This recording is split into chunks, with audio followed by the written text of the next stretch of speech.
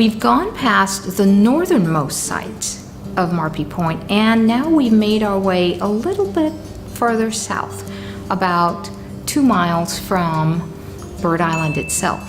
And here at this site, we find ourselves at Kalabera, which is the pronunciation in Chamorro. But that particular word comes from the Spanish calavera, which means skull.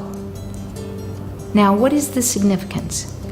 The ancient Chamorros, during the pre-Lati period, buried their dead in caves. And so caves are sacred sites to the Chamorro people. And here at Calavera, if you walk along the wooden platform and you find yourself at the end of that platform overlooking the entrance and the middle chamber of the cave, you will see rock features that mimic the human skull. There are actually two, one superimposed over the other.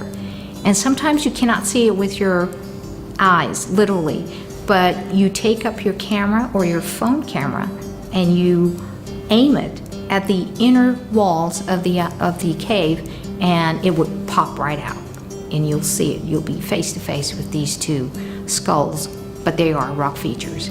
Now, the cave, archaeologically, the cave dates to as early as about 1426 BC. So what that means is this particular part of Marpi Point has seen human contact from about 1426 BC to the present day.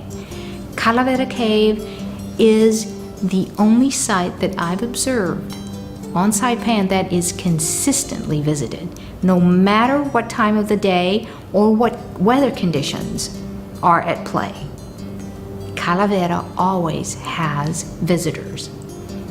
But as with the other sites, it is a sacred site because our ancestors were buried in this cave. There is rock art at Calavera, but we also ask that you are respectful and mindful, and please do not spray paint over the images nor scratch onto the rock surface, destroying the original images placed by our ancestors who lived thousands of years ago.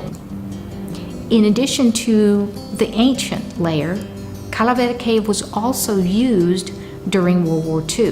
There are defense structures to the right and to the left of the cave entrance, and they played a key role in how the Japanese attempted to continue to defend Saipan, even though at the point wherein the US forces and Japanese forces were already at Marpi Point, the Japanese army realized that it was then a battle of attrition and they were facing defeat.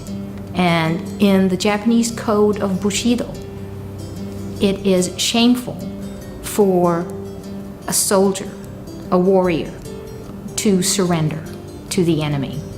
And basically the code of Bushido was the underlying impetus for many of the civilian jumps over the edges of the cliffs here at Marpi Point.